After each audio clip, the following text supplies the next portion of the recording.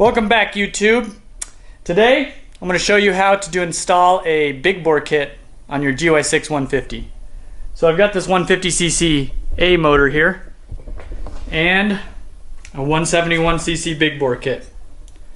If you're trying to squeeze a little bit more power out of your 150cc, then you don't want to get crazy, mill the cases or anything like that. This is the largest cylinder that you can go without modifying the engine cases on the GY6A motor. The GY6B motor, which is made in Taiwan, has wider stud diameter. So for the GY6A, it's the largest you can go. It is a little bit paper thin.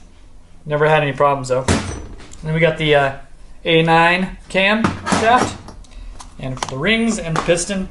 And then this is actually a brand new motor. We're just going to start off with a fresh 171cc big bore kit.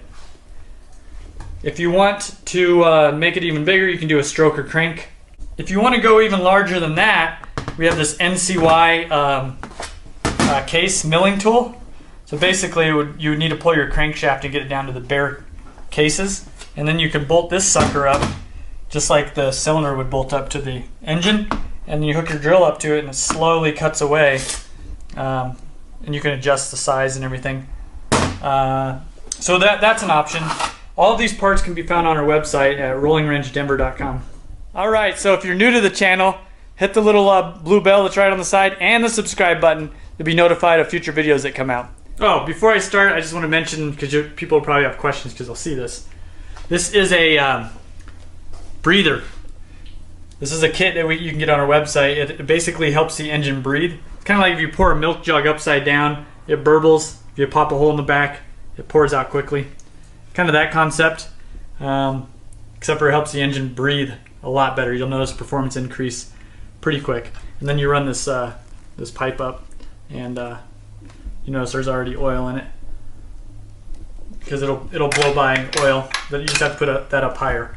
And then we've also upgraded the brake pads to much better brake pads. We have those on our website too. Also, this is our stator. It's going into the Honda Ruckus.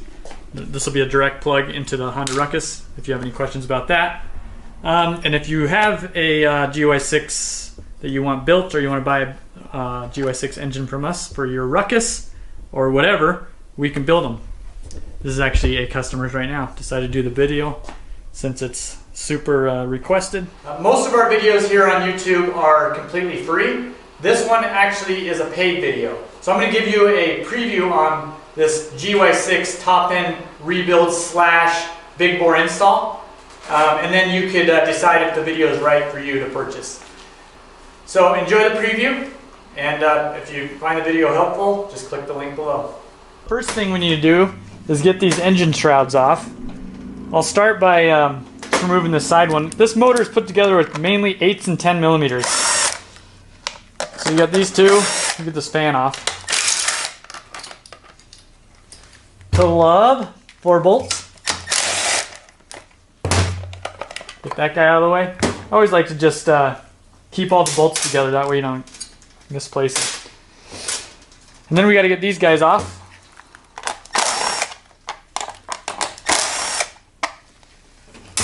And while we're at it, at the top you've got the intake boot. You want to move that. That's a 10 millimeter.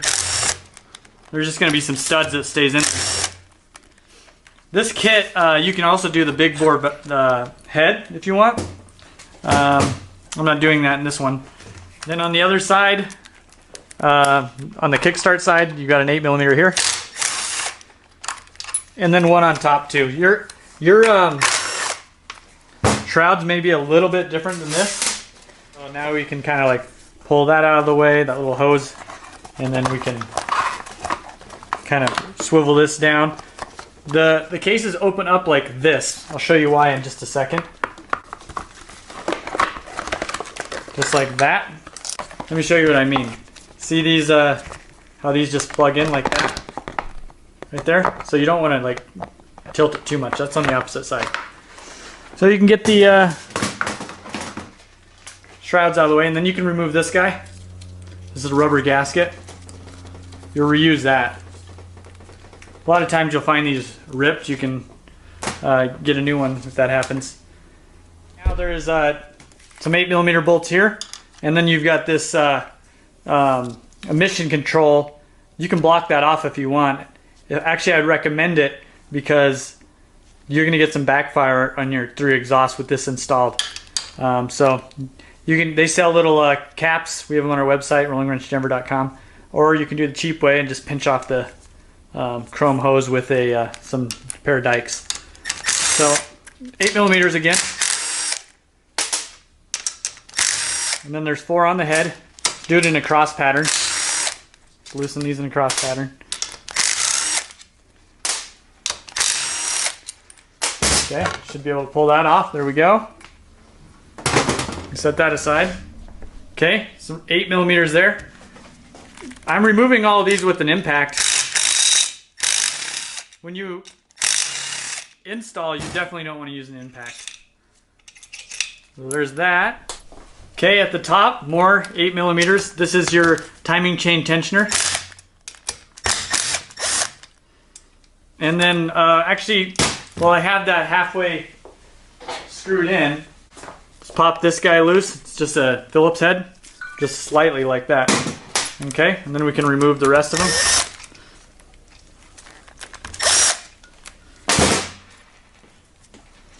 Use the back of a screwdriver to pop that loose, or a mallet. Just like that. You can set that aside.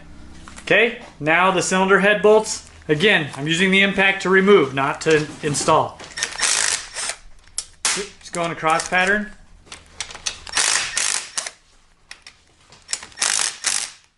Don't forget about these washers here. Okay, then you can pull your cam tower off.